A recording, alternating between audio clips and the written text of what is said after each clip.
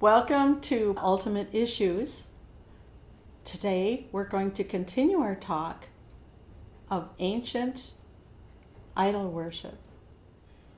How it has continued even in today's 21st century. How can this happen? We're too progressive, we're too advanced, we're too civilized to worship an idol. Or are we? Let's examine.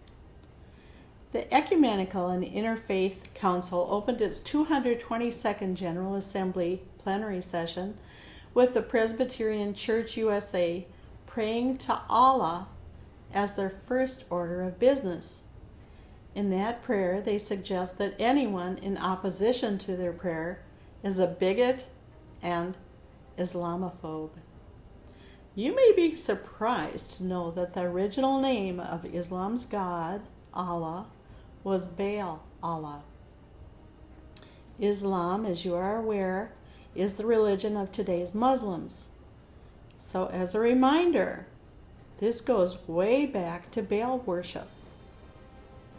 Today's Muslim religion is actually the worship of Baal Allah. What does Jehovah God say about that? In Exodus 20, verse 1 through 6, God has commanded, "Thou shalt have no other gods before me. Thou shalt not make unto thee any graven image or any likeness of anything that is in heaven above, or that is in the earth beneath, or that is in the water under the earth. Thou shalt not bow down thyself to them or serve them.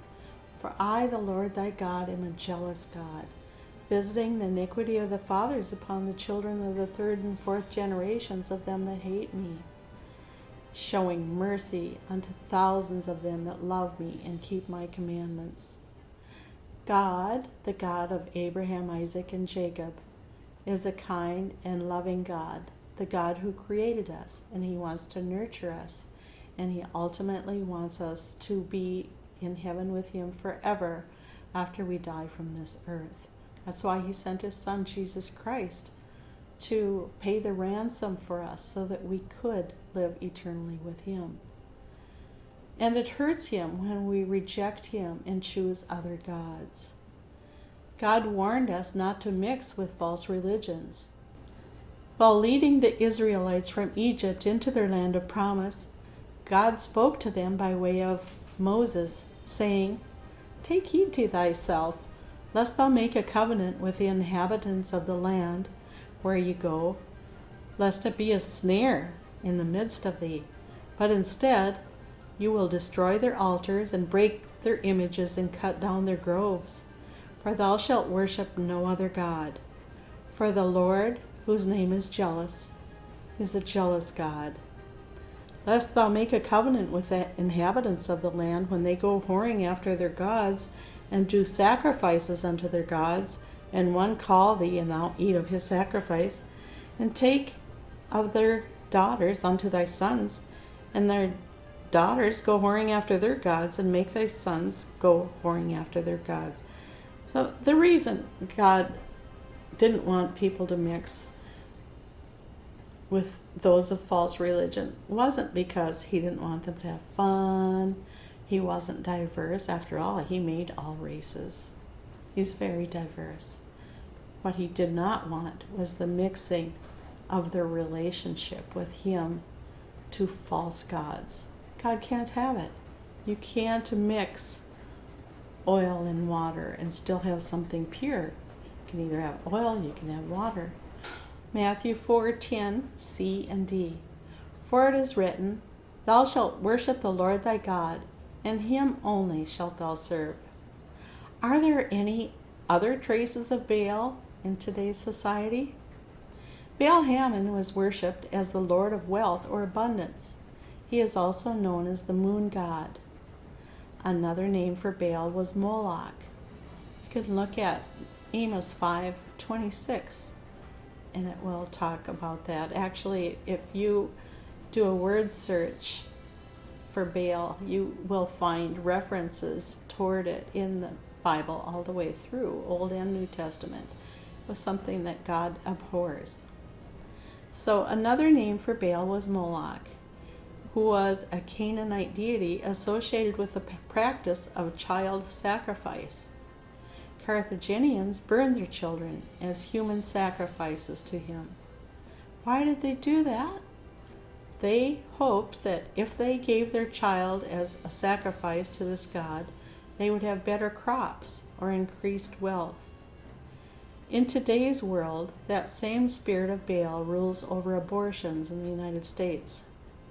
In 1973, the Supreme Court legalized abortion in the United States. To date, the United States has sacrificed over 60 million unborn babies to Baal in the name of women's rights. But what about babies' rights? Who will speak for them? It's so politically incorrect. Who would dare? You may say, abortion's done in a hospital setting. It's very clinical. After all, it's not really a baby until it's born. It's just a clump of cells, right? No, wrong. This tiny life is not just a clump of cells. It has a human spirit in it since the day of conception. There were 3 things that came together when the baby became a baby, when the egg and sperm and Spirit of God came together, those 3 things. And at that very moment, it was human life. According to Ephesians 1, verse 4, God planned that child before the foundation of the world. It was to be brought to full term and be born and loved and nurtured. Even as he chose us in him before the foundation of the world, that we should be holy and blameless before him. When Mary came to visit her cousin Elizabeth and tell her about the news of her pregnancy, Elizabeth was pregnant with John. John, upon hearing Mary's voice, jumped for joy in Elizabeth's womb. Yes, a baby can hear. A baby has spirit. A baby has understanding, more than we know. When a baby is born, it can't communicate right away, but it's so fresh from God. I asked my baby Levi when he was brand new from the hospital, Levi, you're so fresh from God. What do you know about God that I don't know? His face broke into a beautiful smile. There was so much, but he couldn't tell us yet because he hadn't learned our language. But he knew what I was saying. People who would like to have an abortion and are considering abortion are actually being very selfish, but they need to realize that their life isn't the only one that is of value. Abortion is also painful to the baby. The baby can feel the pain as it's being torn out of its protected place and ripped apart. The tiny baby feels the rejection as well of not being wanted, of not being loved. There have been some people who have been allowed to see heaven. You can research it yourself on YouTube videos. Not allowed to come to full term in the womb. They actually know who their earthly mother and father is, even when the mother may not know who the father is. How can they know that? Well, when they get to heaven, Jesus heals them. He works with the angels on these tiny little ones. These little ones know everything, and they're taught forgiveness. Jesus teaches them forgiveness, and they forgive you for aborting them because they have met Jesus, the God of love. He heals their broken hearts. Their mother is left with emotional scars. She needs inner healing from the Lord. Many women who've had abortions are never given the opportunity to have another child. Some are. but I've noticed that some aren't. God created that precious child in you to love and adore and teach. It was to be a gift for you. You may have thought it was an inconvenience for you, but if you only could have known the baby was to be right on time, to be that blessing God wanted you to have. From the USAabortionclock.org, we see that as of June 19th, 2016, America has committed 59,095,998 abortions since 1973, when the Supreme Court ruling of Roe v. Wade went into effect. Today alone, 1,300 babies will be sacrificed to Baal. Worldwide, humans have killed 1,418,702,045 unborn children. The count is staggering. That's as many people as are in an entire country. Murdered, perhaps because it was inconvenient for the mother or some other reason. Perhaps it wasn't financially feasible for the mother. Perhaps the parents weren't ready to get married. But it boils down to the same reason babies were sacrificed thousands of years ago. It goes back to the god of wealth, Baal Hammon, who is appeased and gracious to those who kill their babies. There is nothing humane about abortion. And as for the incredible body count, one of Hitler's generals during the Holocaust suggested if the number of the dead is too big for people to comprehend, they tend to dismiss it. We cannot dismiss these sacrifices to Baal.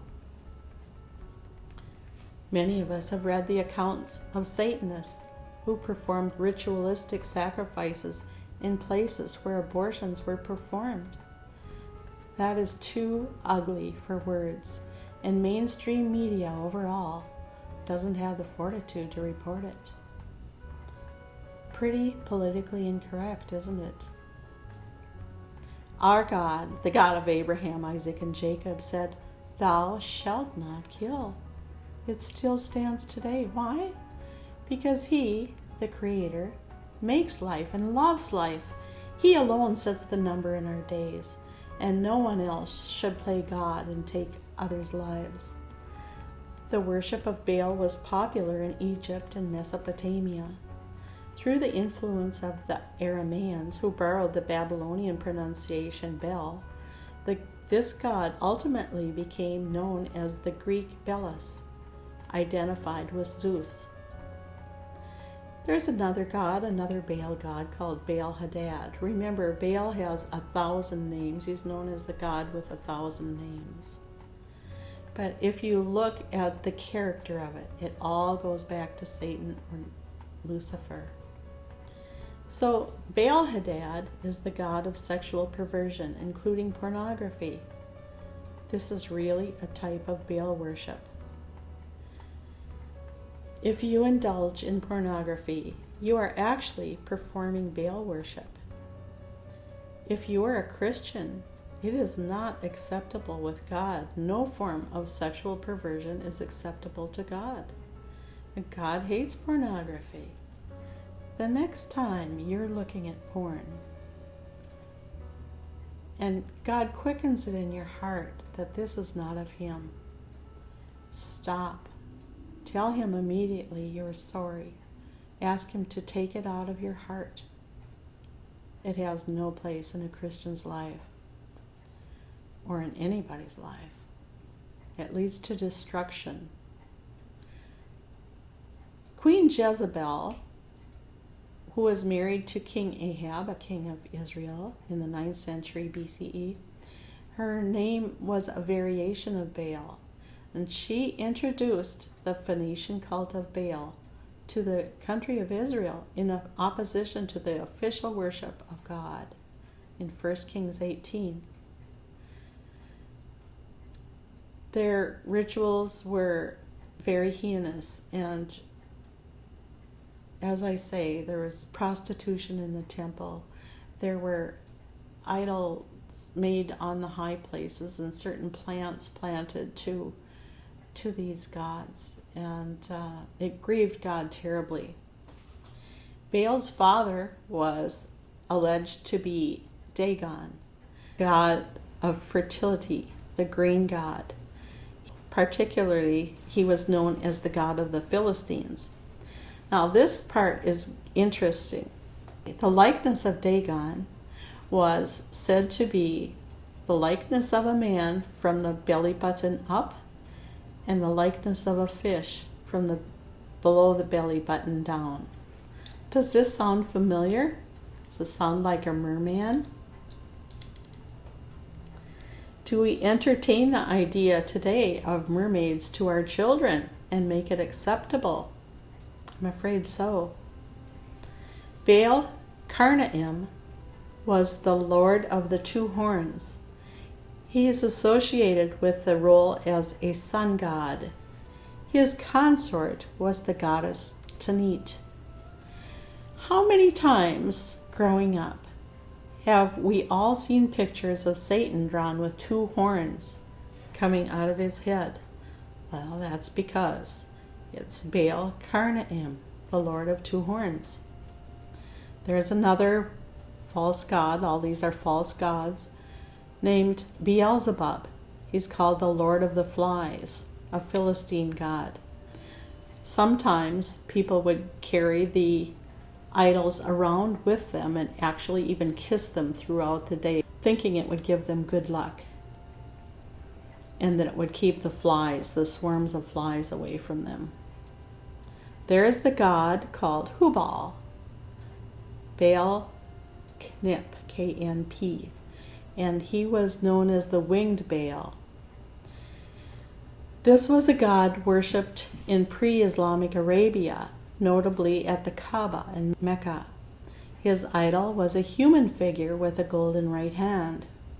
People believed that he controlled acts of divination in the form of tossing arrows before the statue and seeing what those arrows would say as they pointed different directions.